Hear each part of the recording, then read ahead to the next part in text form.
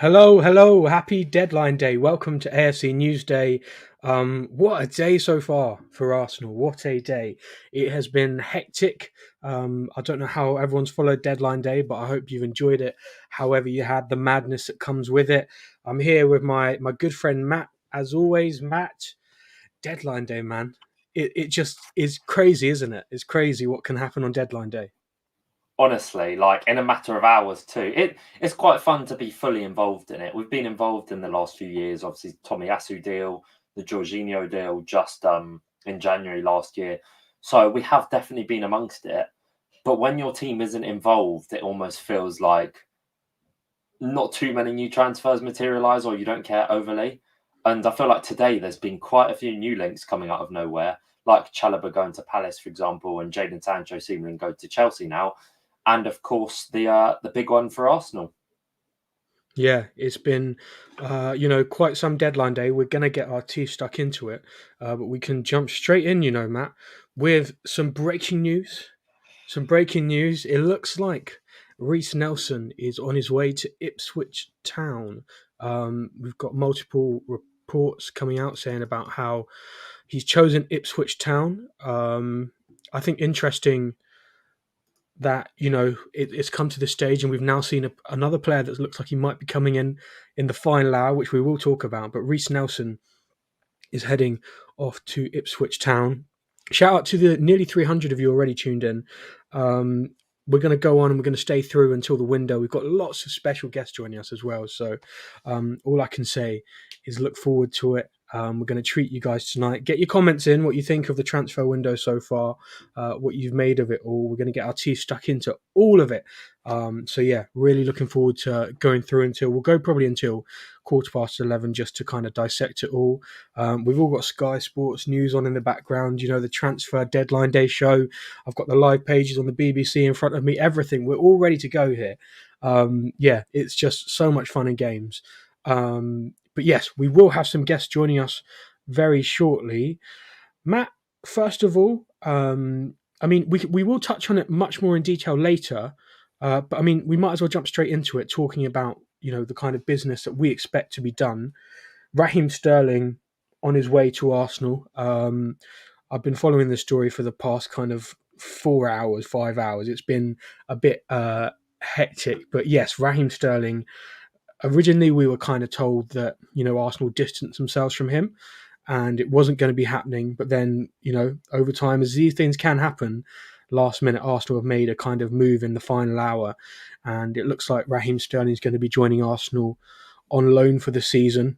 There's a lot of speculation about an option or an obligation to buy. I'm not completely aware of any of them, so I guess we'll find that out a bit later down the line. But Raheem Sterling going to Arsenal for a season-long loan, I think, Matt, it's a very low risk move, is my opinion. It's if Arsenal were signing him permanently, there would be a lot of risk that come with it, a lot of high wages as well. Getting him on loan where Chelsea are covering some of his wages and no kind of need to have him there for so many years. If he doesn't have a good season, he can go at the end of the season and everyone moves on happy days. But with this move, there's an element of a really low risk, isn't there? Absolutely, and I mean, you look at the last few players we've directly signed from Chelsea, or pretty much everyone I'd say has been a relative success, with the exception of Willian and potentially Petr Cech. Going back the years, obviously David Luiz, I think, was a very good servant for us. You obviously had Kai Havertz very recently, who's been turned out to be quite the success. Jorginho joined on January deadline day when it looked like Caicedo was going to be the man, and he's done really well. So there's been a lot of really good signings from Chelsea in the last few years, and I tweeted out that they have a lot of quality. It's just about the environment and maximising them. And I think what better career path for Sterling at his age of 29 to get back in the England squad. As you say, very low risk with just a year loan. I think that's the best thing about it. We hold all the cards, really. A year loan, Chelsea covering a lot of the wages, almost being forced into a corner with Maresca saying he's not really part of the plans, and the other attacking players they do have, and Sterling wanting out himself. So all in all, I'm very, very happy with the move. I'm a massive, massive Sterling fan, and I think You have someone who's reliable, versatile, very good one-on-one, adds pace, and adds a profile which I think Arsenal are massively lacking. And to be completely honest, I think bringing in a forward was a bit of a necessity, and I'm really pleased that supposedly or most likely Arsenal have got that one over the line. Yeah, it's really exciting, and it would been great to kind of follow that story and watch the development of it today. Yeah, really exciting deal potentially for Arsenal there. I'm a big fan of Sterling, and I'm also a big fan of the first guest that's going to be joining us today, making his debut on AFC Newsday. It's taken too long, Matt. This is before we get him on here. It's been way too long, hasn't it?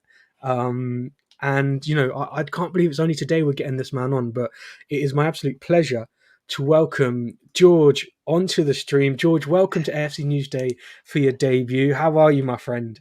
I'm brilliant, mate. I'm brilliant. Thank you for such a humbling introduction. Wow, I feel very special. Oh, not at all, man. Not at all. Of course, you're also doing a lot of live streaming around Arsenal and stuff like that with Curran, with other people on your channel. Um, Mate, deadline day, it's just crazy, isn't it? So many things can come out of nowhere. What have you made of the day so far? This kind of Sterling one has surprised everyone. It's taken everyone. No one expected it. I didn't expect Yeah, it until we kind of got a whiff of it, but it's an exciting one. And how's your day been in general so far? it's been great, man. Like no complaints on a personal level. Work's been good, but in terms of Arsenal, it's a tough one. Like I feel with Sterling, there's so many caveats to that signing. So from a perspective of Arsenal overall, if you're isolating where we were at on deadline day and saying Raheem Sterling on loan, you're probably saying that's one of the best band-aids that you could fix. But one of my favorite analogies is if you've got a 2-inch cut in your shin and you've got some gauze to stop the bleeding, that's great, but you got to get some staples in there at some point. And the kind of level of improvement that we've made with Raheem Sterling, is it what we needed with our front line? Were they the biggest issues that we felt like Arsenal were facing last season? I don't know, but it's undoubted that Raheem Sterling is not washed. Let's not act like this is not a top player. And let's not act like this is a player that also gives us things that we lack as well. One thing that I've seen quite a bit of people, like everyone's really happy with the pace. Everyone's really happy with having a winger who's a little bit more of a big space runner, maybe not quite ball to feet, which we have quite a few of in terms of our frontline collection. But one thing that I want to highlight with Sterling that I don't think a lot of people have highlighted is his creativity. I don't think people remember how creative Raheem Sterling was from back in his Liverpool days. And I think that with Pep Guardiola in terms of Chelsea using him as kind of that final output player, people have forgotten just how creative he can be in the pocket.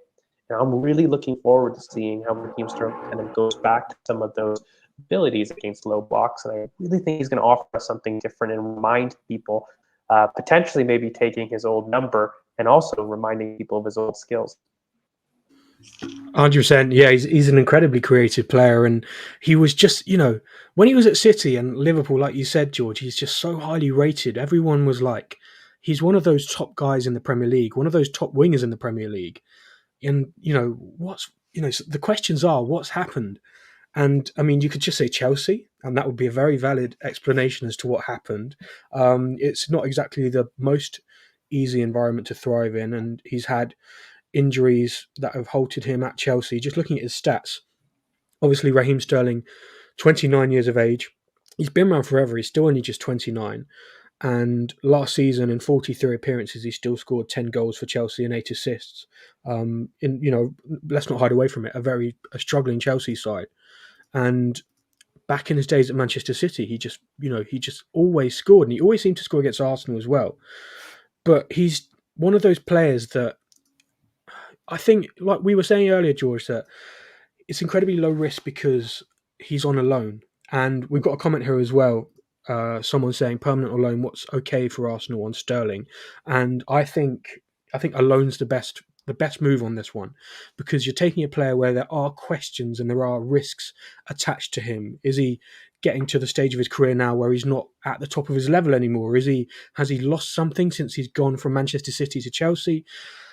Those are questions that can be answered, and if they're not answered, it's only a loan. It's something that you can move on from. However, if he answers them and he suddenly goes, hang on a second, guys, I am still that Raheem Sterling from Manchester City. I'm still that guy that can score, 15, 20 goals in a season. If he pulls out some numbers like that and becomes a regular in the Arsenal side, then you're thinking, this was a massive success. So for me, it's a win-win no matter what it is. Matt, how excited are you about Raheem Sterling's? I mean, we kind of did touch on it, but from the point of view of if you get the upside of Raheem Sterling, how excited are you about what that can look like in Arsenal's team? Incredibly. I mean, you look at the high moments in Raheem's career, you look at, obviously, at City, the numbers he was producing when he was working with Mikel Arteta. There's that graphic of being only really second to Lionel Messi, being up there with Lewandowski and the top producers in Europe. And I think with George mentioning the creativity side of things, I think that Euros campaign is one I'll always remember as just so special because he was the player who would just drive every attack. He'd be such a creative outlet for England. And I think that outlet is so important for Arsenal to have, not just to have Martinelli as well, as you mentioned. Obviously, it's not just, the pace side of things or the outlet side of things with Sterling. You get a lot from Raheem Sterling at his best. You've got a creative outlet. You've got someone who's incredibly intelligent with the runs he's made, which is definitely instilled from Mikel Arteta. You've got someone who's incredibly strong upper body strength wise. And I think he just adds a lot to our attack. And it very much is a case if we can get him back to that level or near enough that level, because we forget he's only 29. In footballer terms, that's really not bad. He's a player who definitely looks after himself incredibly well and, has adapted really well, moving to different sides and whatnot. And obviously it's not worked out for him at Chelsea, but Chelsea is a different environment to thrive in, a difficult environment to thrive in. And I think Arsenal, under Mikel Arteta, the coach he thrived at, is, there's no real better opportunity for him to say to Chelsea, this is what you've lost, particularly potentially even looking at the likes of Kai Havertz and thinking, this is how Kai's proved people wrong. Why can't I be that guy? Yeah, and just looking through his stats again, that final season at City, the 2021-22 season, I think a key thing for me here is he made in total 47 appearances across all competitions, but he played 23 games at left wing and 14 games at right wing. He can play on both sides, and he got really good numbers on both sides as well. There's not really a kind of difference in the output he got when he played on each wing. In that final season at City, he got 17 goals and 8 assists in that 2021-22 season. Looking back to the 2020-21 season, he got 14 goals and 10 assists. He's in double figures in these City teams. George, do you think that this is the perfect environment for Raheem Sterling? Do you think this is, with Mikel Arteta, someone that he's played under before, someone he's familiar with, players he's familiar with? There's a lot of England internationals in this team that he will have played with before. Do you think this is a perfect environment to get the best version of Raheem Sterling? I think this is the best replication that you've got from his Liverpool days. If you really look at in terms of what Arsenal can provide, in fact, even more in terms of a platform, I don't know any attacker in world football that would look at Arsenal and say, look, this is a perfect way to showcase my talent. This is a team that sustains pressure in a way that no one else does. This is a team that off the ball does the work so that I will get the space for me to run in dangerous areas. And, Arsenal are the best team in the Premier League about getting the ball into the box. I think we get it too wide at times, but we are the best team that get the ball into the box. So, Raheem Sterling will be getting the ball in dangerous situations. Then it's on him. I think one of the few things with Raheem Sterling that frustrates so many people is that it is almost inevitable that Raheem Sterling will cause chaos and transition. This is the guy that I think will relentlessly push teams back. And he is somebody that is an outlet and a strong runner. The problem is the decision-making for me in transition is what lets Raheem Sterling down fundamentally in terms of really becoming that elite player. I would argue if he was able to really iron out those decision-making consistently and iron out some of his decision-making in the box, you're talking about a really, really special player who, by the way, already is special at baseline. Let's not, try to downplay here about, he's just a very good player. No, we're talking about one of the best players that has played in the Premier League as a winger for the last 3 to 4 years. And so I think when I look at this, I look at Raheem Sterling and I start to say, I'm pretty confident that I'll get 15 goals and assists in the league. I'm going to repeat that because I don't know if many people can actually look at the output and actually look at the number of wingers in the league that consistently get 15 goals and assists in the league. That's a very small list. Now, if I can be confident of that, there's one other aspect that I look at with this Raheem Sterling thing, and that is if I can get a fit Saka for more and at greater points in the season, what is that worth in terms of the X factor and the moments? If you're not convinced on Raheem Sterling giving you that box efficiency and that X factor, I'd probably sympathize with you. I'd say, you know what, that's not terribly far off. I think he's a very good player, but sure, efficiency in the box is not something that you can definitely with confidence say with Raheem Sterling. But can I say that Bukayo Saka fit will absolutely create a goal and assist output? I can. And I think that at times last season, especially towards Villa, towards Bayern, there were times that I felt like Saka seemed dead on his feet. And if I can guarantee a fit Saka, I can almost guarantee a goal and assist. So are we going to develop the moments player in a different way? Where Raheem Sterling, perhaps his benefit is not so much the fee and the specific output, but indirectly giving Saka or another player in our team the platform to be fit. I think just as 100%. well, Go on, Matt. an interesting point, not just related to the fact that, he'll give Saka that much needed rest, but I think it could be quite interesting for Martinelli too, to have someone who is not, sniffing around type of thing, but very much a case of, if you don't have great performances, here's a winger that Mikel absolutely loves, has worked with before, and wouldn't be afraid to rotate in the side. And I think Arteta loves Trossard, but the problem is with him, as I'm sure he's well aware, he doesn't get that outlet aspect. And when you play a team like a Villa or a Brighton or a team like that, they know they can drop their line, deeper. And I think when you have someone like Sterling who can then come in for Martinelli, I think that's a big thing for Martinelli to think, all right, this is really healthy competition. This is going to get the best out of me. And I think that's a huge upside as well. 100%. And we're going to continue to talk about this. We are approaching 20 past 10 at the moment. We're going to be with you all the way through until the deadline has ended at 11 o'clock. We'll go just past it to about quarter past, I believe. We've got George with us, and also we've got Matt too. And 3 is going to become 4 as Yembele comes to the stage as well. Yem, what a day this is. We're getting some brilliant people on today. Great to have you here, my friend. I'm the lowest. I'm the lowest of the rung. I mean, when you've got George, everything else is just downhill. I am lowly. This is my position. You got the A-lister, and then you got the Z-lister here with me. Not at all, man. Not at all. Great to have you here, Yem. How's your deadline day been so far? I feel weird not wearing any yellow because obviously Sky Sports have told us that we should be wearing yellow for any deadline day, which I find every year pathetic. It's honestly the funniest thing I've ever seen. Do you know what?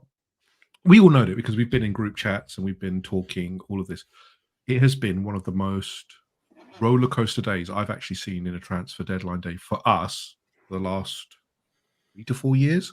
We've had very calm transfer deadlines, really. We've known what we've been doing. I think we've all talked about this, that we knew we were getting Declan Rice, we knew we were getting Ben White, you knew you were getting XYZ. This year Gabriel just felt Jesus. Yeah. Exactly. You knew what you're getting. This year just felt a little bit, as the window wore on a bit more, and we only saw Calafiori and then obviously Merino. It just felt a different window, and I can't put my finger on. We don't know the internal reasons why. I know the market is pretty bad. I mean, we all know that if Liverpool and City can't really flex their muscles and get quality, that does tell you something about the market. Because look, although Liverpool have signed Chiesa, who I think is a risk, I think we can all acknowledge he is a good player if you can get something out of him, but it's a risk. 10 million, obviously it's minimal. It's a minimal risk, but even then, you're still going. It's not really been a window where you're seeing movements of the big players. It's been mid-level. The surprise one have been Brighton, obviously, because Brighton have spent 200 odd million, etc. So weird window, I think, for us. I'm struggling a little bit with what kind of window we've had, because I think if we'd got Sesko, would I be happy? I think we would have been a lot happier because we knew that he was a target. We went with intent straight away.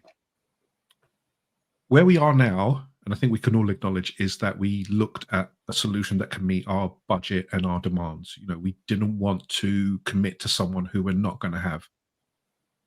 Hopefully we've got that. It sounds like we have. There's no confirmation yet, but it sounds like we have. And as George has put it, it is a band-aid almost on the gap that has emerged. And I think there is still look, the board have done very well, and Mikel and Edu have done very well for the last couple of years. But this window, there is a little question about what has gone on. Is it internal wrangling? The Juan Garcia issue, again, how that one has panned out is a little bit amateurish for me personally. Maybe behind the scenes is something different, because we can all know there's talk of agents saying one thing and then doing another, etc., etc. We don't know what the ins and outs is. Again, we're looking at it from the outside, but it just seems a little odd that we've come with a bid so late in the day that, frankly, Espanyol told us already what they were going to do. 30 million was it. They're only accepting release clause. So why do you go for the 20 million if you really want this player? And again, I think most of us can agree, 30 million on a second string goalkeeper I think everyone raised their eyebrows at it. And although Neto is not on top of our list, am I a little bit happier because we're not overcommitting? We may get Garcia later on. I'm not saying, but I feel a little bit better about the business we eventually did. I'm not convinced by the approach of it, if I call it that. Sorry, my little rant for just no problem. No problem. No problem at all. We are going to get into it. So, it's great to have you here. George, of course, again, thank you. Welcome for your debut. We've got George making his debut. We've got Yem, who's our most frequent reoccurring guest on this channel. So, and still not on the video. Your video, you better get that video edited. I want my place. I want it at the start now. I'm elevating myself into the second. Excuse me. The second that I have a chance to do it. No, I'm joking. I'm joking. I don't. I'm not. No. It has to be done. You're right. You are right. Can I also make one more thing clear as well? Can we shout out James, who is doing his walk at the moment, Chariot? Our good friend James, absolute warrior, doing it at the moment, because I have been messaging him back and forth. I know we have as well. And if you're watching, James, or if you're listening, whatever you're doing, stay safe. We're rooting for you, mate. You are a legend for what you're doing, and I'm looking forward to seeing you at the game tomorrow, mate. Yeah, I wish I could be there, man. Unfortunately, I am covering championship action for the BBC Sport website and app, but I will see James and I will congratulate him eventually. For context, if people want to know what James is doing, he's currently walking. Well, he is actually running a lot of it, but in total, he's going to be walking 100,000 steps from Brighton, where he started this morning at the Amex, all the way to the Emirates, which is a long way if you didn't know. But he's trying to do it in 24 hours for charity. He's going to be, I believe, trying to make it to Croydon tonight and then doing the overnight and then... I think he's just arriving in Croydon. I think he's just arriving in Croydon shortly. Great. Because I saw his last update and he's in the sticks, man. He's in like the forest somewhere. He's got like a torch on his face and he's just, that was very, what was it called? The Blair Witch Project type thing, wasn't it? All it needed was the nasal hairs. That bit where they show the nasal. It's that. And I don't think anyone wants to see James's nasal hairs. But shout out to James at AFC James, and I believe the A spelled with an X if you want to support. And we've all retweeted as well. So if you want to support James, and it's all going to charity to the Arsenal Foundation, make sure to do that because it's a great cause and it's a great thing for him to do. Lads, deadline day. It's been a mental day so far. I don't know about you guys. I've got tweet notifications on for everyone. David Ornstein, all the top journos, Simon Stone, Fabrizio Romano. It's all up there. Just a few kind of things in the last minutes. Let's get the breaking news banner back out again. We've heard that Ipswich Town are working on a deal to sign Reece Nelson from Arsenal. They're very close to securing an agreement with Arsenal. I love that deal, by the way. I think that is a brilliant deal for Reece. And I think with Leif Davies, he could end up having a partnership there that could really flourish. I thought prior, if I was looking at teams that I wanted Reece to go to, it was Ipswich for me. I just thought that would really fit really well. And, I think Leif Davies has a really strong thrust on that overlap. And I think it would really give Reece a platform to have a little bit of Grealish role at Villa and really emulate that dynamic for Ipswich. I really want to see Reece kick on as well. It's been so long where he's been just not been able to fulfill his potential. And ultimately, if we're being honest, he wasn't going to be able to do that at Arsenal because he was never going to be regularly picked. And it looks like he's going to be linking back up with. I know it didn't exactly end how we'd all want it to, but another Helen boy and Amari Hutchinson, the two of them linking up at Ipswich Town. That looks like we're getting closer to that deal. And we will discuss it later, but I do find it interesting how that potentially ties in with this Raheem Sterling deal. Is it only happening because Reece is going? I don't know. We'll ask that question later. But if you're interested elsewhere, it looks like Jadon Sancho is going to Chelsea. Bizarre. But I mean, fair. An interesting one there. And yeah, we will bring you some more transfer news. Have Chelsea got to expand their makeshift marquee gym another level just to include a few more machines and all that? Because honestly, I can't visualize. Maybe there is a plan. Maybe there is a plan for Chelsea. And we're not seeing it, but I struggle to see. We want competition for places in positions, but that's almost causing an issue in terms of your depth. And Jadon Sancho plays at the same side as Noni Madueke, for example. He plays on that right side typically. So what's that saying to Noni Madueke? Hey, look, great hat trick, but just getting someone to sign on your side. It feels like it's haphazard to me personally. The conspiracy theorist in you does kind of think, hey, have they accepted a ban at some point? Yeah. Right? Like, yeah, it doesn't make sense, does it, otherwise? Because they're stockpiling like similar to what they did. Do you remember when Chelsea got banned before? Yep, it's got very hallmarks of that, except it's a little bit more haphazard and a little bit more, well, we'll just take that guy. He looks good, and that guy looks good. I'll take that guy. It's like it's like a child in a sweet shop window. I'll have that one. Oh yeah, that one looks good. I have to say though, it did make me laugh seeing the David Washington to Strasbourg, the club they own. Initially, I saw the deal. I was like, sorry, it's obviously off topic, but seeing the deal, 21 million euros after he was bought for 15 million or something along those lines, and played 25 minutes of pre-season. They made a nice little profit on him conveniently to their own club. Amazing, isn't it? Amazing how they've turned a profit, and it's not at all dissimilar to those deals they did with Aston Villa and Everton, where they bought young talent for 19 million, and apparently now we have to accept low fees for some of the best youth talent of the lot in Chido Obi Martins, Raw Walters.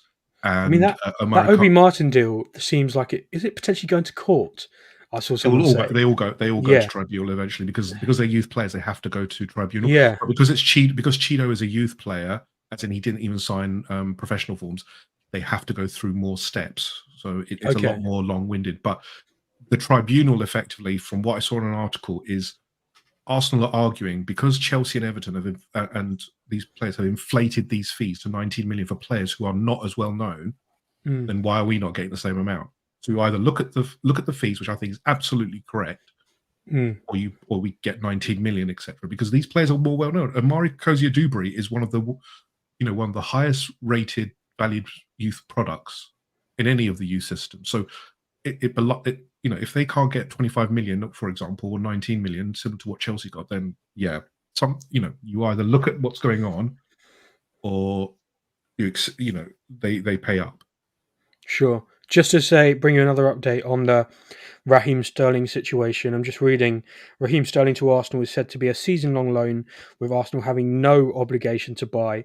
Sterling is understood to be willing to accept a 50% pay cut in wages from around £300,000 a week at Chelsea to go to around £150,000 a week at Arsenal should the deal go through. So that's the latest with that one. And a bit of trivia for you lads, courtesy of Aaron Catterson-Reed, our good friend. If Raheem Sterling signs for Arsenal, he will become the second player to play for 4 of the Premier League's top 6. Can you name the other player to do it? Thought saying Adebayor, but it probably isn't. No. They play for Tottenham. He played for Tottenham. They don't play. They're not top 6. They should be lower than that. Brilliant. It's from Man United. Oh, that's a nice question. I think a really hard one, actually. Is it? Because you said all of them. You said all of the top 4. No, 4 of the Premier League's top 6. That includes Arsenal, right? So 3 other clubs. Yeah. Okay, good. The Just Liverpool. You're checking. talking Liverpool, City, and Liverpool, City, United, Liverpool, City, United, Arsenal, Spurs Tottenham. and Chelsea. Yeah.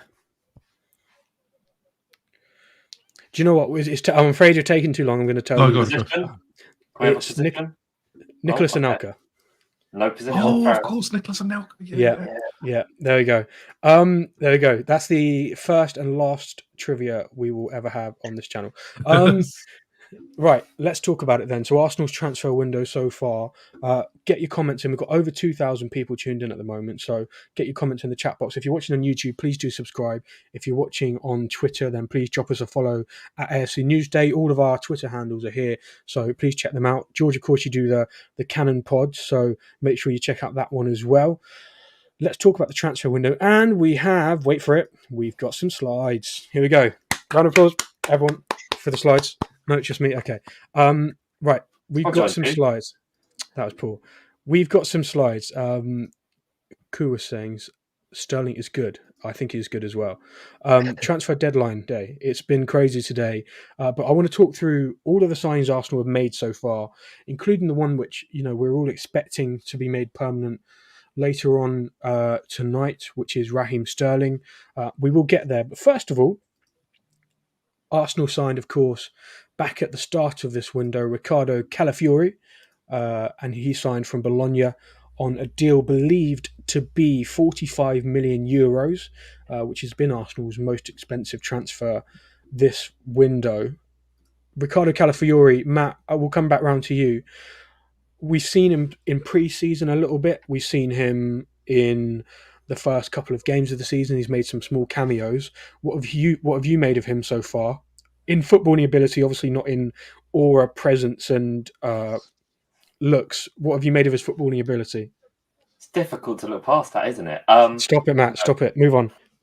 I think the 10 minutes against the 10-minute cameo against Villa was very good. I mean, we don't have too much to go off in terms of performance. Obviously, the game against Lyon, I believe it was, when he came on, but that's pretty much it. So I think that 10 minutes against Villa was very good, but it's more so I think it's more so just that left back position. For me personally, left back was a really important thing for Arsenal to address. And I think it was almost one of my priority positions. And initially, when I saw about Calafiori, I was kind of like, I kind of want us to get a traditional left back type. But I think, what I've heard about Calafiori and what he can do, his versatility, playing in, I believe, like the John Stones, that central centre back type of role, but also being, a very quick player who can drive with the ball. Obviously, we saw with that goal at the Euros. And just a player who, can really improve that left back. And obviously, Yuri and Timber, obviously, we missed him the whole of last season. And for him to be back, to have those two as options, to then have Zinchenko, Kivior, and I think I'm missing one player there, Tomiyasu, that's it, is looking a lot nicer. And I feel like there's positions which you've struggled with in the past. It all of a sudden feels a lot healthier. And it feels nice to say that we have a left back, which hopefully will, benefit the dynamics offensively for us big time. I'm sure George will get into that far more than me. But I'm very happy with, like the finances involved, the quality of the player, how highly he's rated. I can't go too much into the actual player because, as I say, the 10-minute cameo against Villa was very good. He did well against Bailey. Very good winning his duels. Didn't really get beat once, I don't think. I think he caught up one time. Not too much else to say, but a very powerful ball carrier, runner, and a player who's done amazing to, revitalise a great footballing career, or hopefully a great footballing career after his horrible injury at the start. Yeah, had a horrible knee injury, didn't he? If you're watching, make sure to comment on your opinion on these signings for Arsenal. We will give you a shout out, read them out, and debate them all here. George, we're going to get you on for a few more questions. But yeah, Riccardo Calafiori in that position, do you think left back is where we'll see him most? Do you think that will be where he'll be that will be his strongest position? Or do you think maybe we could see him rotated more in those centre back roles? Because he's a lot more physical than like Yuri and Timber, who's playing in that left back role as well, isn't he? Mm-hmm. I think in terms of our collection of our team at the present moment, left back is probably how we're going to fit him. But if you were asking me what I believe is his best long-term ceiling, it is left center back. And I do think that, there could be a big question to have with Gabriel in a couple of years. I don't think that we're at this stage right now because Gabriel and Saliba are such a formidable partnership. But if you're asking me what I think Calafiori's best position is and what he will transition into, it'll be a left center back primarily. I love this signing. I really think this is a proper floor raiser and ceiling raiser, all for a package that I felt was incredibly cheap, incredibly bordering the line between depth to starter and price. When you actually look at the value, £38 million, I mean, that is not very expensive for a guy that, very feasibly could be the cornerstone to your defense. For not decades, that's a little bit of an exaggeration, but for at least 5-6 years.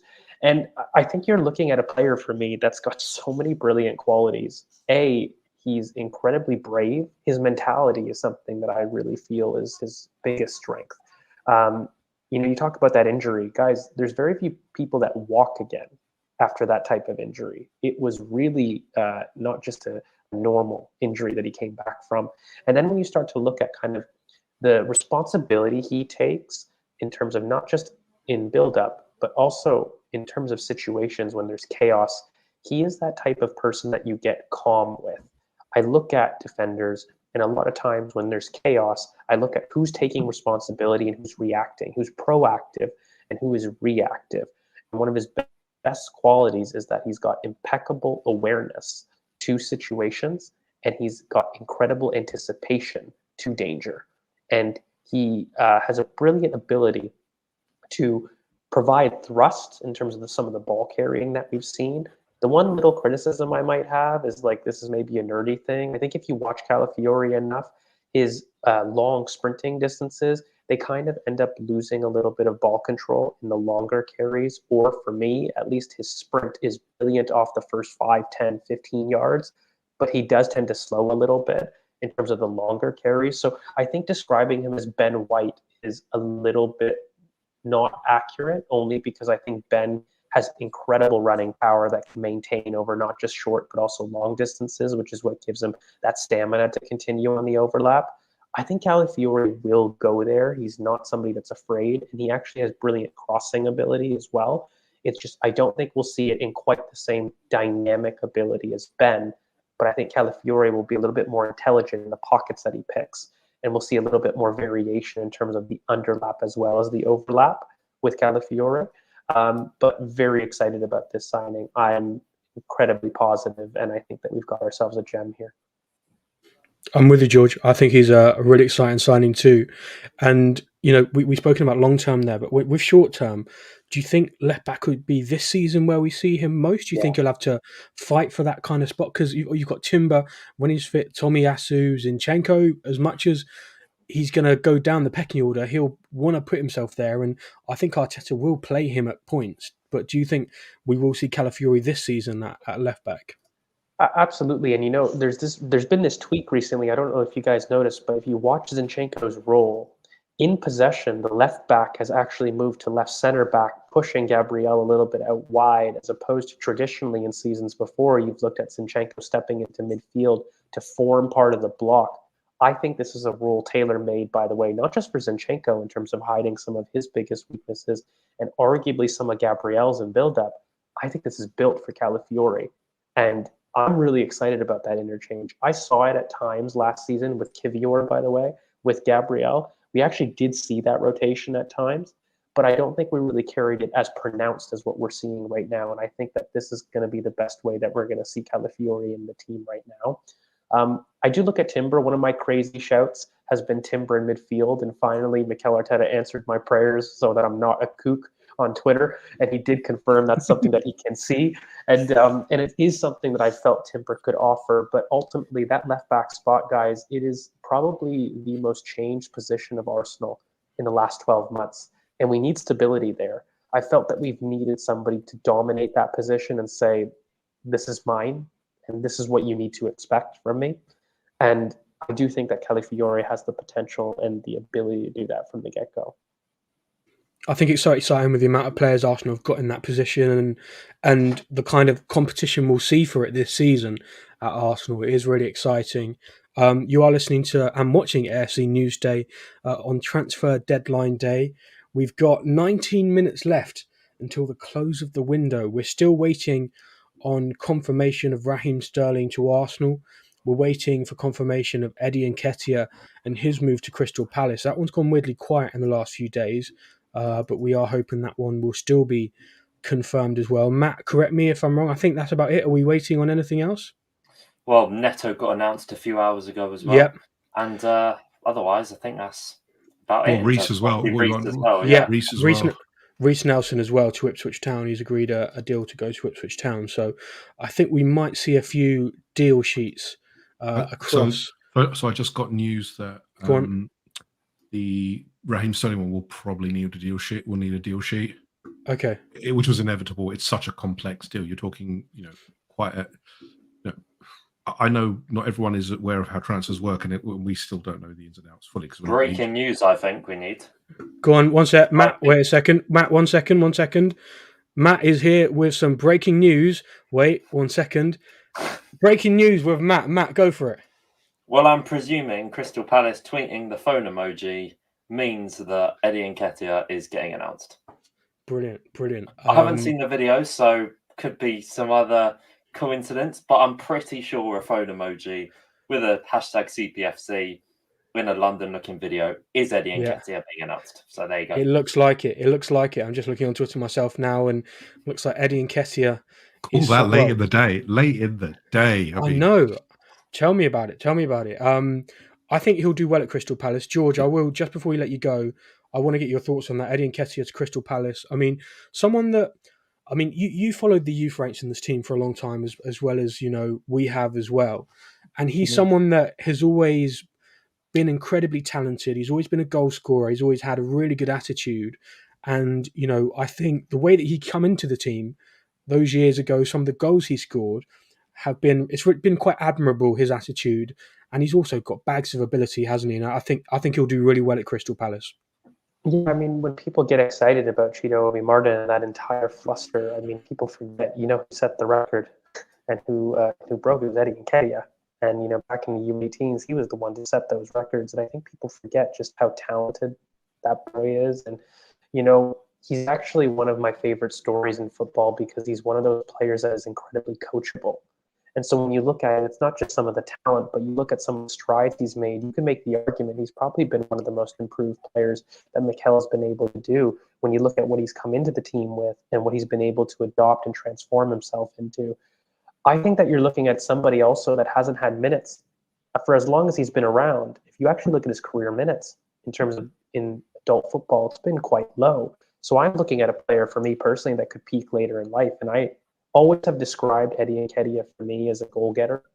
I think he's somebody that could emulate Jermaine Defoe's prolificness in the league, where you're looking at, for me, a top mid-table player that can get you goals consistently and can really provide a team with a framework to work off of. And I think that Eddie has got a brilliant ability to also add a physical aspect that I don't think that Jermaine Defoe had. I think that you're looking at somebody that is a little bit more of an outlet, a bigger runner, and a powerful runner. And I'm looking at that striking partnership between Mateta and Eddie Nketiah with maybe, you say, Eze in the hole. And I'm starting to say that's a very leggy, front-footed, pressy team that will cause a lot of teams quite a bit of issues. And I think that in general, perhaps we can maybe make that argument for Hale End broadly. I'm looking at, Emile Smith-Rowe scoring goals at Fulham, a tear in my eye, a boy that I loved quite dearly. But you look at Reece Nelson, I think when people start to see him play, people start to see Eddie play at Palace, people are going to be reminded of how good these players are because they didn't get the game time at Arsenal, but it wasn't from a lack of talent. And I just believe a lot in Eddie's ability to maximize his talent. Yeah, and that generation of Arsenal players are so talented. I was thinking, you look through, that kind of crop over those few years that came out of Hale End. You think Joe Willox, Ainsley Maitland-Niles, Chuba Akpom, Jeffrey Adelaide. Just a few to mention. Alex Iwobi. Some of these players and what they've gone on to do is Donyell Mallon. The names go on and where they're playing. They're playing in these top clubs. And now you see Smith Rowe going to Fulham, Eddie Nketiah going to Palace, and Reece Nelson going to Ipswich. in the same window, man. It's emotional. Like you said, George, tear in your eye. But my friend, it's been great to have you on. Thank you so much for making your AFC Newsday debut. I know you're doing the Cannon Pod, so is there anything you want to plug to the 2,250 people tuned in tonight at all? Just humbly thank everybody for listening. Thank you for the opportunity. Love what you guys are doing. I love everybody here on the panel. So thank you so much. And hopefully we'll get a chance to do it soon. 100%, man. Thank you so much. That's George there. Make sure to check his stuff out if you haven't already. We do have another guest waiting in the wings, and we will bring him to the stage shortly. But I just wanted to touch on that Eddie Nketiah stuff a little bit more 1 second. Just looking through his Arsenal career, of course, coming up through the academy, he scored so many goals. And he also, went on loan to Leeds United that time. Spent time there. Didn't really work out at Leeds for him, but he came back into the team. And in the senior team, he made 168 appearances and scored 38 senior goals and 7 assists. And I think, you just got to take your hat off and say thank you. And you just appreciate a talent. I think he's a brilliant talent. And yeah, he's someone that I have a lot of love for and a lot of respect for. And I'm excited to see how he does and how he gets on. Gents, we're going to get straight back. Go on, Matt. Just want to add a little bit on Eddie as well. I think one thing mentioning the academy side of things, which gets lost on a lot of people, is what the purpose of an academy player is and what success is considered for an academy player. For players like Eddie, like Emil, like Alex, like Ainsley to be playing at very good Premier League clubs or very good European clubs is a massive success. For Eddie Nketiah to be a player who has been a starter or managed to maintain in this Arsenal setup once they've transitioned from a relatively mediocre outfit. Matt, I'm going to have to interrupt because we have some breaking news. Some more breaking news that I actually was not expecting. Reece Nelson might not be heading to Ipswich Town. We've got TalkSport reporting, Alex Crook to be precise, that Fulham are now leading the race for Reece Nelson. Can we get some? They said 4 clubs. They said 4 clubs. They said 4 clubs were interested, and obviously it's whoever's giving the best deal. That other deal broke down, I think, between. Yes, they saw. I just saw that there was a player they were going to buy that's fallen through. Let me find his name. So Reece Nelson potentially. Numa, I think it is. So Reece Nelson potentially linking up, not with Amari Hutchinson at Ipswich, but potentially with Emil Smith-Rowe. And I'm just saying this now, right? If Reece Nelson signs for Fulham, and if you see me at Craven Cottage on 3 o'clock on a Saturday, mind your damn business, because I will watch Eddie Nketiah, Emil Smith-Rowe, and Alex Iwobi just for my own enjoyment. I think, it's crazy. But my concern is that it's come so late. This is where I struggle with what it feels like these guys are the last resort, which I find really damning because they're so good. They actually are really good. I know they've gotten high wages. I think the wages are the biggest issue with these guys mostly. Yeah. But let's crack on. We've got another guest waiting in the wings. We've had George on, we've got Matt, we've got Yembele, and we're also welcoming back for another appearance on the channel. We're welcoming back Curran. Curran, how are you, my friend? Thank you for your patience. Great to have you here. No, it's all good. It's all good. How's things with you, my friend? It's been a pretty up and down day, let's put it that way. It's it's been very annoying watching all this go through. I'm still a little, I don't know, I'm very underwhelmed with this, but I'll take it because we need a body and we need someone to actually do something. I think there will be things, we'll get into it, but there is definitely things that Mikel said he wanted to address that haven't been addressed, and there's things that Raheem will do that will improve the squad. But we'll have to discuss it, and we'll just have a talk and see what comes through. We will do. Just to update you on the Raheem Sterling situation, we've got an article from David Ornstein here saying that Sterling has arrived at London Colney. No doubt seen Prep Brown on the way in. He's at the training ground to undergo his medical ahead of proposed transfer from Chelsea to Arsenal. the Chelsea player and representatives are working on the deal to finalise a season-long loan for the 29-year-old England international winger. That's the latest where we're at with Raheem Sterling and his move to Arsenal from Chelsea for the season on loan. Just catching up with everything here. We've seen Eddie Nketiah now in the Crystal Palace kit. That's all confirmed. A deal up to £30 million. We're hearing that Reece Nelson could potentially be up to Fulham instead of Ipswich Town. It's just trying to get my head around everything. It's a bit bizarre.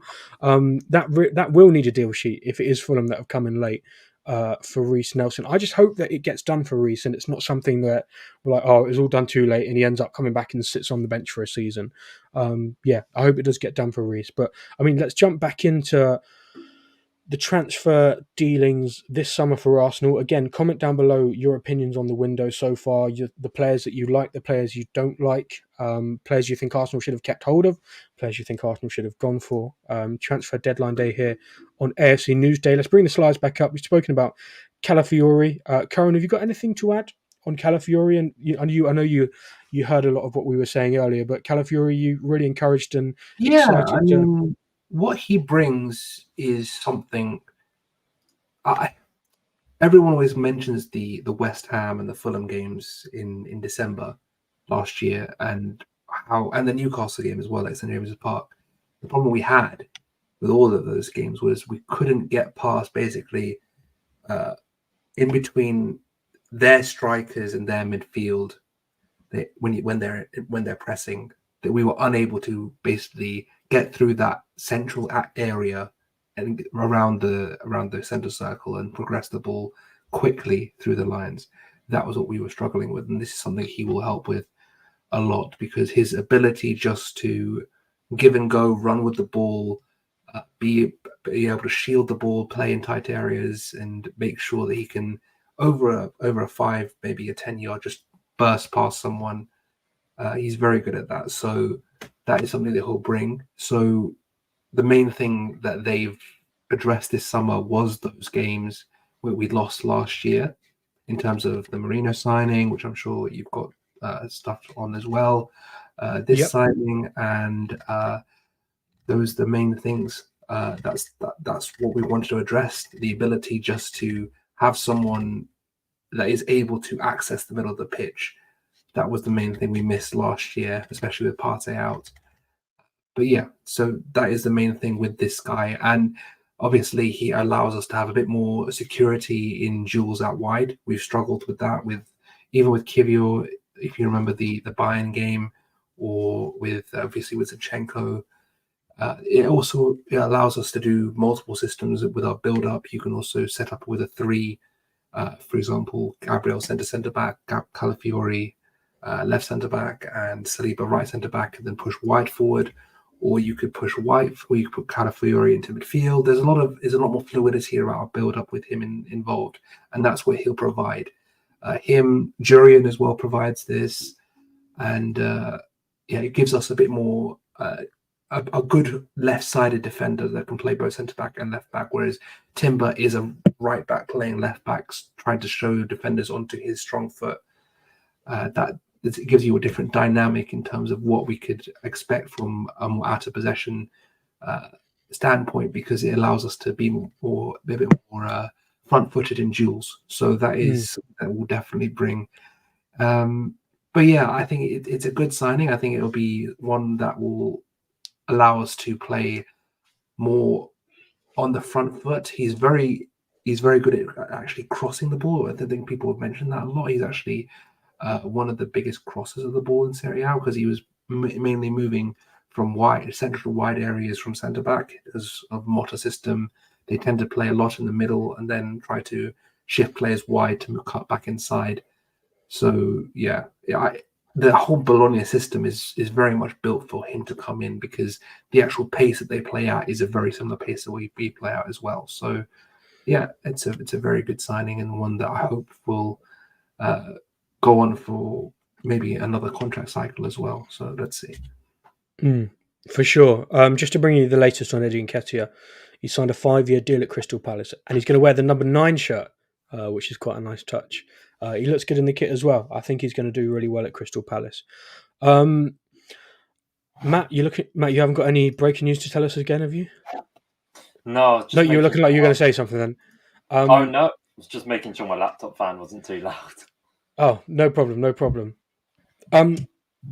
Yeah, let's look forward to, another play. I mean, let's talk about it. I mean, we've gone through so many emotions today with Arsenal and the players that they've signed and the players that we didn't think they were signing. And this player, who until this morning we were looking forward to hopefully seeing on the bench at the weekend, Mikel Merino, sorry.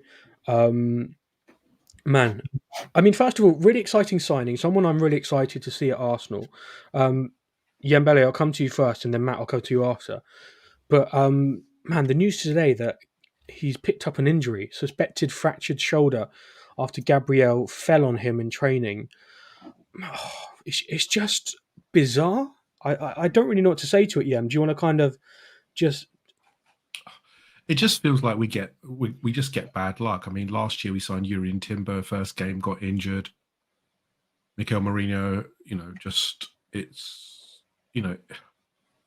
now he got injured in his first session. It is heartbreaking because I think everyone wanted to see him.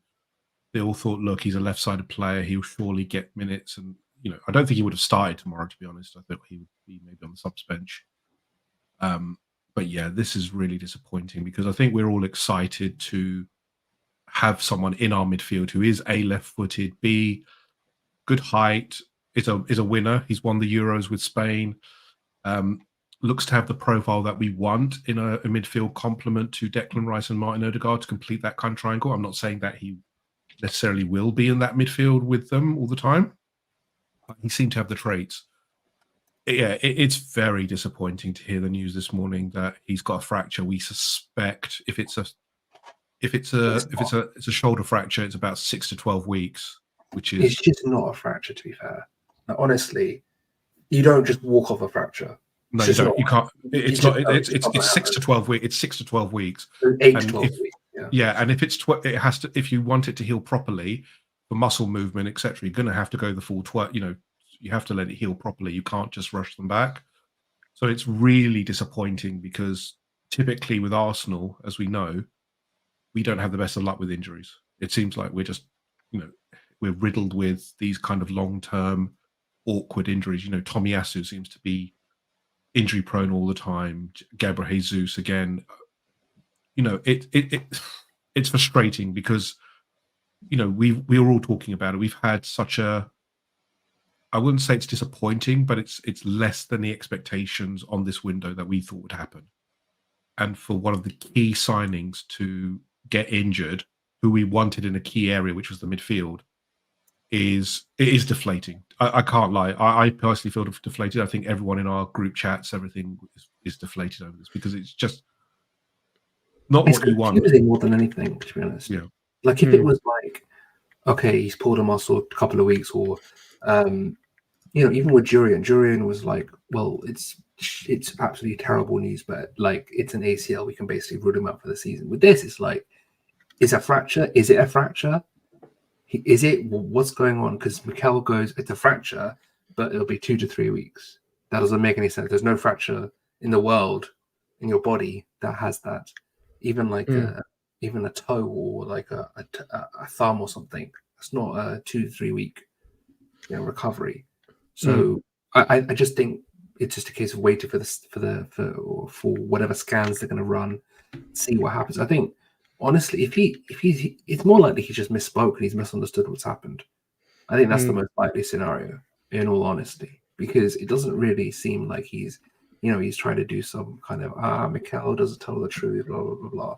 He's not. I just think he's misunderstood what the actual injury is, and if it is a fracture, then we're talking months, not weeks. If it's not a fracture, if it's like a contusion or a bone bruise or something like this, that's weeks. So we'll see what happens. We will see.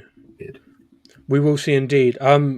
Ladies and gentlemen, the transfer window for the summer of 2024 is officially closed. The window has slammed shut. It's no gone. graphic, Yeah, no I know, graphic, Dan. You know, no door slamming No. shut. You know, no yellow. You know what? We can have the breaking news banner. We can have the breaking news banner again. We can have the breaking news banner again. The transfer window is shut. However, it looks like there will be deal sheets for Raheem Sterling. That one's been confirmed already, and also Reece Nelson. We're waiting for confirmation on what's going. Here we go. We've got a report from Sky here saying Reece Nelson. He's going to Fulham, not Ipswich. Deal sheet being submitted to get the deal done in time. So Crazy. 2 deal sheets we're waiting on. Hopefully they all get completed. I wonder if that deal has got an obligation or something with it. Something that's made it the Sterling one or the Nelson one? The Nelson one, because Ipswich is a good deal. He would have got more game time, to be honest. Yeah. Sam Dean is reporting that it's a loan deal for Reece Nelson. I hope there's an obligation. I hope there's an obligation or an option there, because it does say Reece Nelson, Fabrizio Reece Nelson to Fulham, agreement done after Ipswich deal off, documents being prepared to get it done in time. Sure.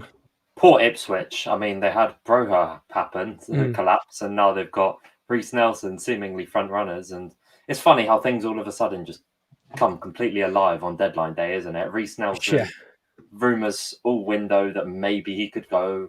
And then all of a sudden on deadline day, it's like there's 4 teams interested in him, and 2 of them fight to the absolute end. Yeah. I still think he'll do. Sorry, I think he'll still do well at Fulham. He's got that relationship with ESR. I just think Ipswich, as George said, has got just the elements to have made it really, exemplify his skill set. But what other ex-Arsenal players can they sign? It's a question for next window. They're seemingly making like Arsenal's youth squad plus Leno. It's Leno, Reece, Emile. I mean, there's a lot. I mean, they had Willian off us, didn't they? They had Willian. It's like Chelsea to Arsenal, then to Fulham. It's with. Maybe they'll go for Rob Holding next. We'll wait and see. Shout out to MJ who's tuned in. Josh as well. Thanks, guys. Really appreciate your comments. We're going through Arsenal signings this window. The transfer window is closed, and we're waiting on deal sheets for Raheem Sterling and for Reece Nelson. If you are watching, please do make sure to subscribe. And if you're watching on YouTube or if you're watching on Twitter, then please drop us a follow and drop a like on the video on YouTube as well. Mikel Merino, Matt, again, if we just kind of for a moment, Arsenal have just confirmed Eddie Nketiah's departure as well. Matt, if we just for a moment just look at Mikel Merino, the injury is disappointing, but tell us what you like about Merino when we do, we don't know when at the moment, but when we do get a look at him, what are you excited about, what he can bring to this Arsenal team?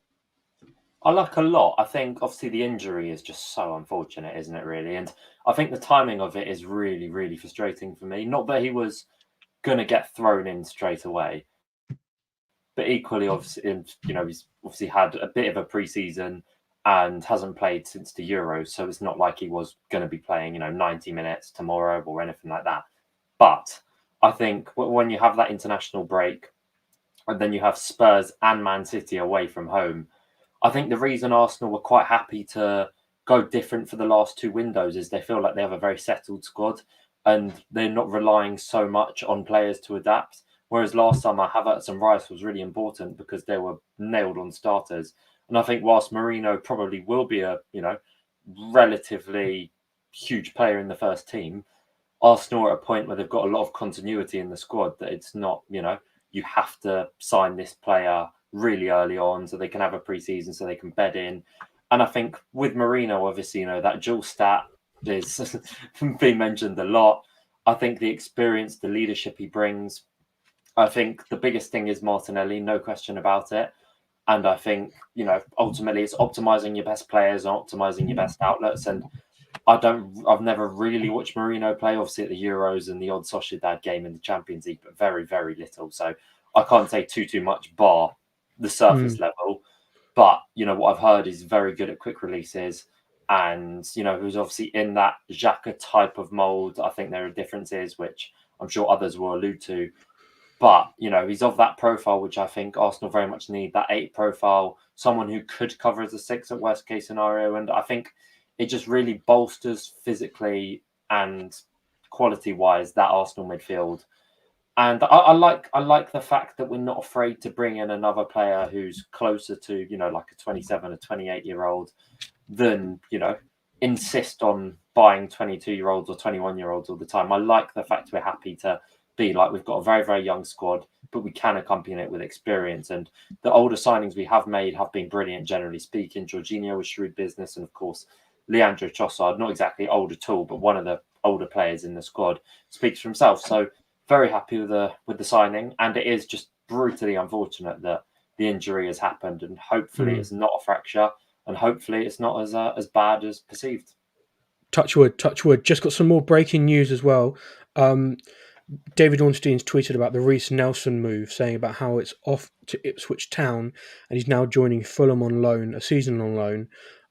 He's saying about how the deal with Ipswich was close, very close, but ultimately it was Reece Nelson himself that decided against proceeding, and now he's advancing talks on a temporary switch to Fulham if it completes in time. So a few interesting points there. Matt, I don't know if you wanted to pick up off the back of that, how you think about that. He chose himself not to go to Ipswich. I think that's nice, because I think we're in a world of football where a lot of moves get dictated by agencies and get dictated by external parties. And I think when you have the player themselves think, actually, I'm sure London is a huge thing, probably just like the Eddie Nketiah deal, not going to Forest and going to Palace instead. But regardless, if Reece's preference is to stay in London, if Reece is, wanting to potentially, playing with Smith Rowe and bedding in and playing with the ex-Arsenal boys, more to the point Smith Rowe, because obviously he's been with him for years and years. But if that's his preference, he believes, playing under Marco Silva is more appealing to him, then all the power for him to it. Because it is very much a case of a player should dictate a huge amount of where they go, particularly on a loan. So I wish him all the best. And I don't know about you guys, but I think it is very exciting to not feel like we either hoarding youth players who are very good but aren't quite of the level, and we're also not feeling like they have to be thrown in and then they probably underwhelm because they don't have the minutes to impress, and instead we can just enjoy them playing for other Premier League sides and go from there. Just before we go to that, the very well-informed Team Using Ticks has just tweeted, well, he's not tweeted, but it's been revealed apparently via his Patreon that Mikel Merino will be out for 6 to 8 weeks due to injury. That's what Team Using Ticks is saying. So 2 months. I'm assuming, based off what Curran you kind of said, that would mean it's not a fracture? It's the weirdest timeline. It doesn't make sense. For context as well, obviously, to everyone listening, Curran knows what he's talking about. You're, obviously a professional retired professional in the medical industry. So we're not just you're not just speculating on it. You do know what you're talking about as far as injuries are concerned. But yeah, 6 to 8 weeks is what it's saying there. Let's talk about another player. The window is closed. I don't want to keep everyone on for too late tonight. Neto, someone that I didn't see coming. He's been at Bournemouth for a while now. He's been the number one for a while now, but with the addition of Kepa Arrizabalaga, he has, surplus to requirements, as Iraola clearly prefers Kepa to Neto. Curran, I'll come straight to you on this one. Neto as the Ramsdale replacement. We got that confirmation today, Ramsdale to Southampton. Neto, do you think that he is cup tied, but which really isn't ideal in the League Cup, but do you think that it's a decent addition with what there was out there? I don't even know. Like you are the Bournemouth expert. To me, this I'm kind of just lost for words with this one. It's just like, I mean, all window we were chasing goalkeepers, all window. It wasn't like this is like a one-off thing. Like we panicked because we realized we're preparing for Ramsdale to go the entire time, and this is the guy they produced. It looks like Raya will be playing every game until January, which is, I mean, fair enough. He is the number one, so it's not like it's going to be, it is not really going to be a massive thing. But to get this guy, I don't know. Like, he's just going to play FA Cup. He's not going to play Champions League, is he? So I mean, maybe we play against like one of the top 4 teams. I don't know, but it's just like this. Look, the fact is, we know what this was.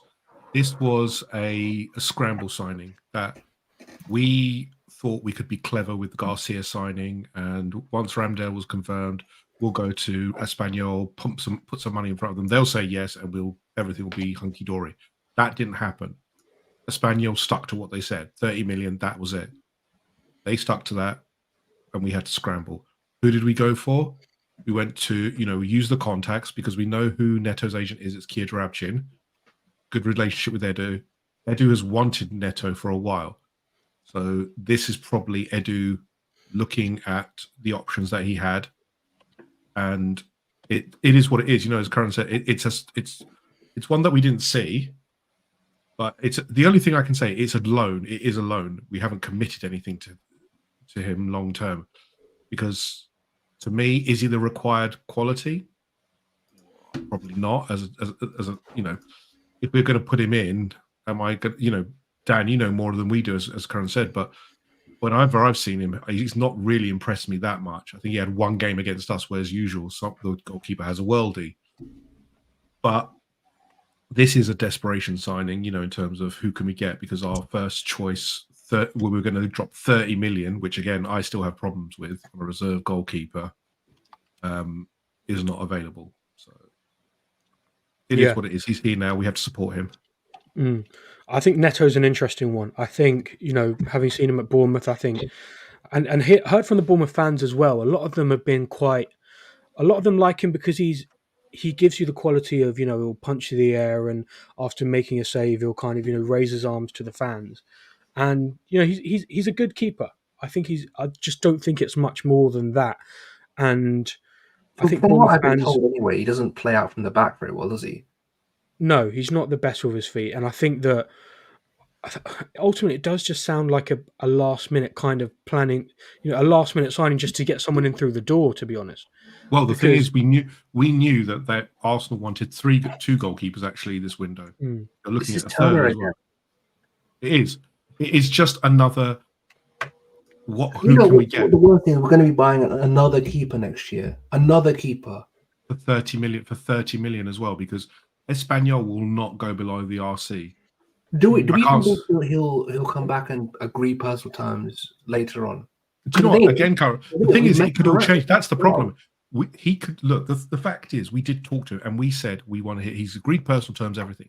Now he couldn't do it, but there is speculation that the agent effectively said, we can get it for a certain amount, and Arsenal thought that was going to be happening. Didn't happen, etc.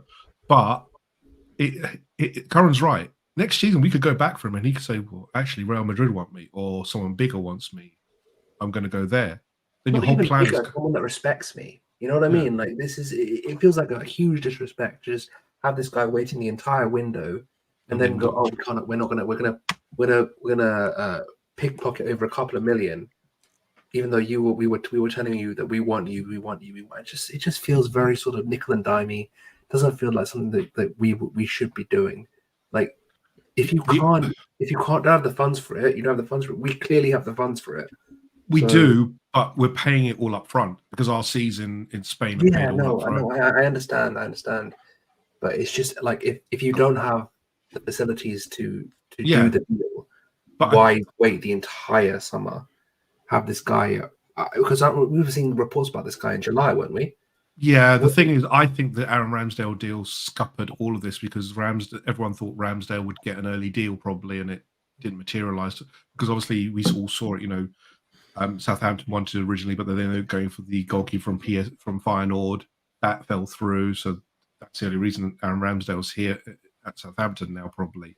So I think it's unfortunately just a confluence of events.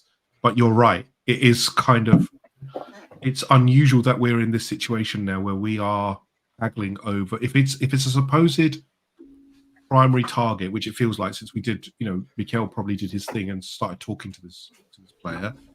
And we're now nitpicking over a couple of million. That's not great because it indicates that we do have questions at the board level. I mean, are we restricted now? is spending going to be restricted going forward, or are we preparing for a larger window next year? I'd be really fascinated to see. I don't want to hear it. I'm sorry. We didn't do anything in January either. Like, it's not like we get a pause in January.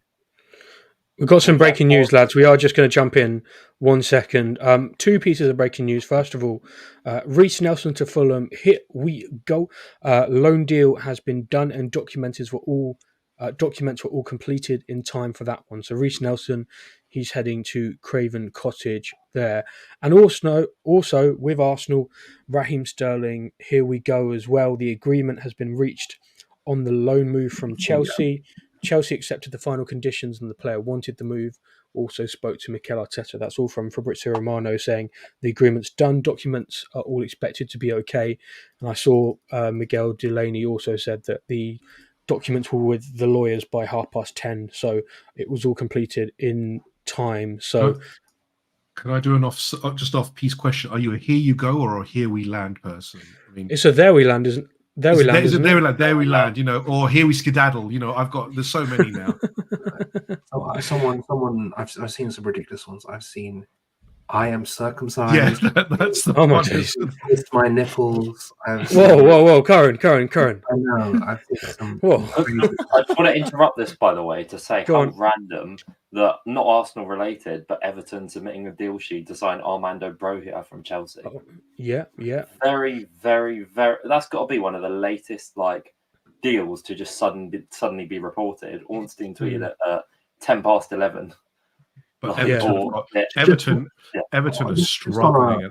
Everton are really struggling at the moment for anybody. I mean, for all parties, it's just a crazy setup, a crazy day. I mean, Chelsea are going into this season with strikers Jackson and Guiu, and Everton are now going with DCL and Broja. Did Beto leave? I don't know if Beto left. No, Beto's still there. Isn't he? I mean, the thing is that it's the window has been one of the most unusual I've ever seen. It started off with these PSR deals, which we all knew. Everyone knows they're not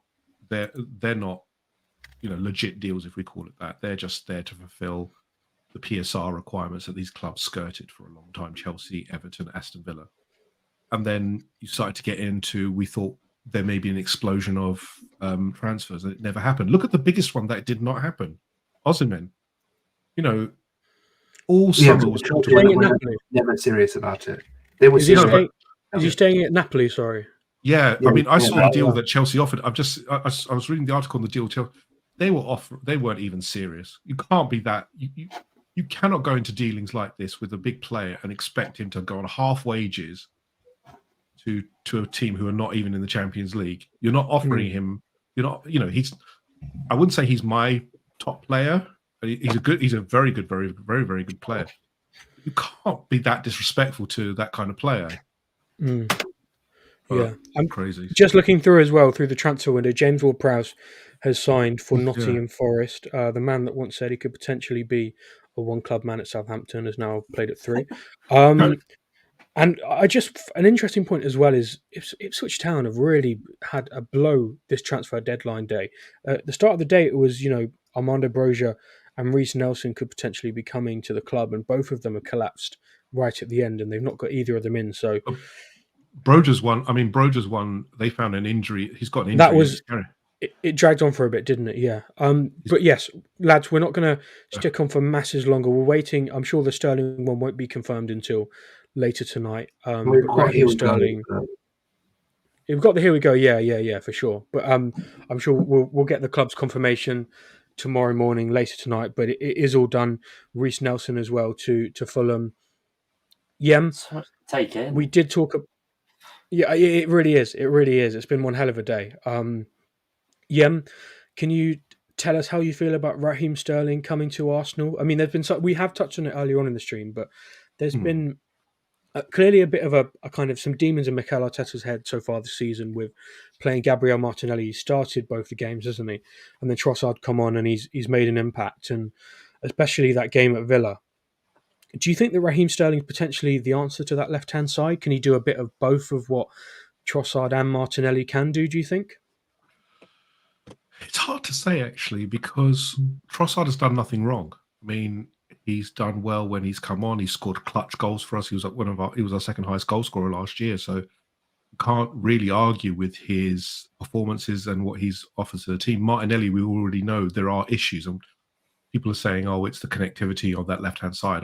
I don't know. I think there is a confidence issue there. I think also as well he is lacking the verve that he had before, where he was cutting inside and taking shots at will. So questions about him. I think this signing is a sensible signing in terms of finances and adding a little bit of quality to the squad. I would not have been happy if we had to pay a fee on this one. I'll be very honest, because to me, it's not one of my top signings. I think he's a good professional, and I think he's still got something to offer. Would he be my first choice signing? Absolutely not. I don't think anyone in the room would say, Raheem Sterling's your first choice signing, but he does offer experience.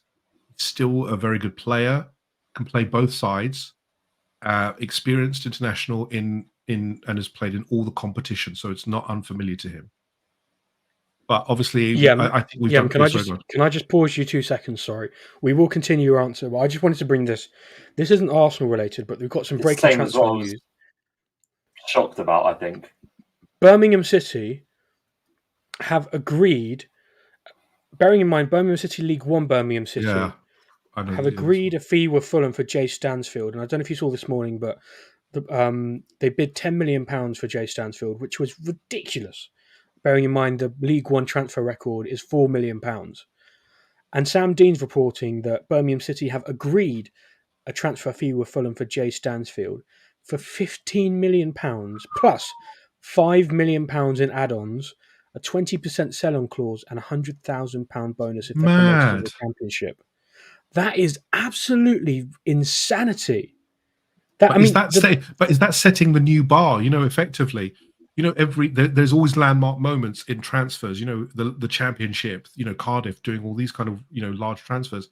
Dan? You see it more than we do because you do this. Is this the landmark moment in terms of this is now setting the bar? I think so, because obviously Birmingham City, it's very well documented their ownership, and Tom Brady's involved there, isn't he? And there's been some bizarre decisions made around.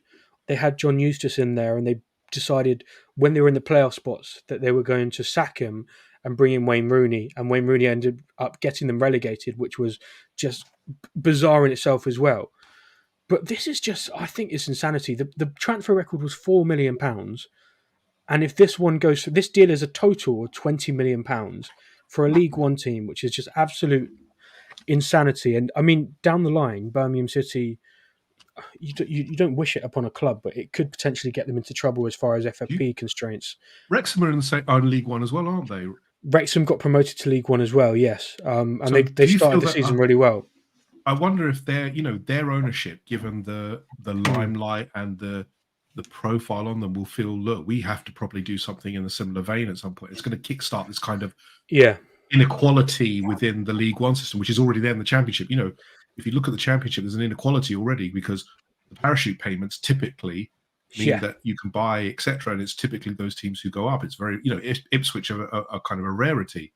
That's going to start happening with the League One situation. It's crazy. Yeah, the Wrexham story in itself already is incredible. You think they went from the National League to League Two to League One consecutively.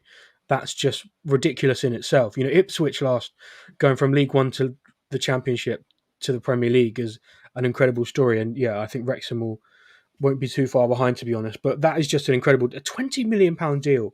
Birmingham City is so as well. I feel like that type of thing not just could become more common in the fee way, but the amount of clubs who could potentially be able to do that in the future. I think football at all levels, not just at the top level now, is becoming even more commercialized than ever before. So I think you have a lot of owners in different industries thinking we could buy a League One club here or a League Two club here or a National League club here and take them to a level which maybe they've never reached before and just see, almost some of the examples now, obviously, with Wrexham. I think that's just really interesting, but completely bonkers that. But you know what? I find it really dangerous. Look what happened to Reading. Reading are the most unfortunate story that you could ever wish upon a club. Well, I'd say I mean, I'd say Bury's probably up there with I know. as far as because they did go under. It looks. I mean, Reading is one of the clubs I cover. Unfortunately, it looks like they are going to pull through it. They did put a statement out as soon as we came on stream. Actually, I haven't had a chance to read it, but it looks like their takeover is going to happen. But yeah, that's the thing. You've just got to be so careful with ownership. It's a plaything, isn't it? That's what scares me a little bit about all of this stuff. It's a plaything, whereas fans are going to be the ones who pay for it eventually. Yeah. And before I rudely interrupted you, you were talking about Raheem Sterling. Please do feel free to carry on. Again, I think the experience here is a good one. I think we it gives us a little bit more depth of quality that probably Mikel feels we need, because he doesn't trust Reece Nelson clearly, which is why he's gone. And Raheem probably feels that, if we talk 1 in, 1 out, he probably feels that gap. It'll be interesting to see how Mikel rotates these players now, because you've got a player here, Raheem Sterling, who expects to play. If he doesn't, will he put out another statement? I don't know how he's going to react. But Mikel knows him well. He's one. Would he be the most senior player? I think he might be, actually, isn't he? In terms of outfield, is he the oldest? Jorginho, no. No, Jorginho. Sorry, yeah. But he'll be one of the senior ones. So, that would be interesting if he provides any mentorship to someone like Martinelli, Saka, etc. Those kind of things, because apparently for Chelsea he was doing that. But yeah, look, I'm glad it's a loan. I would have been a bit disappointed if there was a fee and we had to pay money, because he's on high wages. Apparently he has dropped his wage demands 50%, which I think is good for us. I think we've held the cards on this one, and I think that's a good thing for us. The first time it feels like, look, we rushed into this one, but we didn't compromise our side. We got the deal that we wanted, which is never a bad thing, because there's no loan or there's no obligation or option even, which I think is actually, it may be an option, but no obligation, which I think is actually really good. It just keeps our powder dry for the next window if we decide to go for someone with a bit more quality. I'm not saying he will join, but maybe and Williams, etc. But at least gives us a bit more flexibility. I think the timing as well with the with Nelson suddenly getting in advanced talks with Ipswich or Fulham or anything like that is testament to how much we held the cards with this one, because I think it very much is a case today where even a matter of 40 minutes ago or so, it was seeming like there was no movement in the deal of like 4 or so p.m. or whatever time it was, 5 p.m. I can't exactly remember. And people were saying, we're almost playing cat and mouse with Chelsea and seeing quite how far we can take them down to where they get even more desperate and hold absolutely no leverage. And I'm sure we had in the back of our minds, seemingly, that we wanted to, get rid of Reece to bring in someone else. That's kind of been the case all window long, that we need 1 in, 1 out policy. But with Nelson, it very much seemed a case where we knew once we held the cards with Sterling, we completely held the cards with Reece as well, because the problem probably with Reece has been us trying to get a fee all summer, but there'll be a lot of teams happily ready to compromise on a loan deal, presuming, we probably potentially pay a section of the wages or whatever else, or whatever, And I think the fact that came out at the exact same time as Raheem, is testament to just how in control we were on the final day of just taking Chelsea right to the wire, saying you've got no leverage. Although it's a complicated deal, this is a deal that we can get done because the player wants it, the club don't want him anymore, and we can get this done. And he's happy to take a wage cut as well. But there are a bunch of suitors waiting to sign Reece Nelson, as of course we found out, and it seems like he'll end up at Fulham. It seems like with the Raheem Sterling deal, excuse me, there is no option or obligation to make the deal permanent that Arsenal are signing. That's coming from Simon Collins. So straight loan at this stage. Gents, it's been great speaking to you all. Matt, great to have you back on here. And Curran, thank you as always for dropping back in. Curran, just before you go... I've got 2 screens. I'm looking at the on one screen. I'm looking at you guys on one screen. Just been... sorry, I didn't interrupt you. What were you going to say? No, not at all. I was just going to say to you, Arsenal play Brighton tomorrow. I know, right? We're playing football games tomorrow. I know. It's Thank God. Thank God. Words about that. That is unbelievable. We can actually get back to some football. Not talking about not for long. This. Not for long. an international break. Oh, yeah. Don't you worry about it. Isn't there two international breaks coming? Isn't there 2 international breaks in the space of like 2 months or something? It's ridiculous. But before we get to the international break, Arsenal are playing Brighton at the Emirates. Shout out to James and his walk. I've seen he stopped in at a popular chicken restaurant. I mean, I can say KFC for a stop off. So I hope he's not too far away from his destination. That's not going to do well for him on it. That's not going to do well for his cardio. Come on, James. You got to have a grilled chicken or something like that. He's just done a post as well saying, "What a day! Thank you so much for the donations." And it looks like he's sat in a hotel room as well. So shout out to James again for doing that. Karen, before we go, Brighton at the Emirates. What are you thinking ahead of that game? No Merino, of course, but Brighton haven't been an easy game for Arsenal at the Emirates over the years. No. What are you expecting? I mean, I've watched both of Brighton's opening games. The main thing for me is they tend to go wide a lot, not very sort of they overload in wide areas. They're not very sort of centrally compact in possession. So my thinking is if we can turn it over and basically just have our guys in like Thomas and Rice just flood them.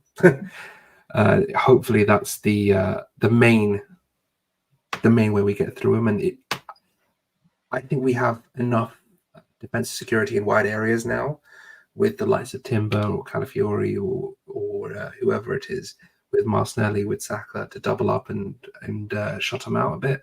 They did seem to be on edge with United at home last week. It was, that set piece, or then the second phase of that set piece was disgusting from Man United. It was a point thrown away from them. So it's not like I'm going to be underestimating them. They have won both games, but it is at the Emirates. I am kind of just looking forward to just looking at some football again. 2-0 Saka and Havertz, I think, would be the same as Wolves, basically. So yeah, I'm looking forward to it. Let's see what happens, because God knows I'm done with this transfer window. I can finally get added back to the group now. So yeah, because for those watching, basically, I left our group because I just didn't want to talk transfers. I just said, I'd be back September. I just don't want to talk about it anymore. So we are close to September. We are close to September, Karen. We're done with the transfers, thank God. So yeah, I am very happy. Back to it again. I'm very happy that we don't have any more transfers, and I can unblock certain Twitter accounts that decide to. Oh no, they're staying blocked. I mean, you can leave them blocked. I don't mind them when there's not transfer season.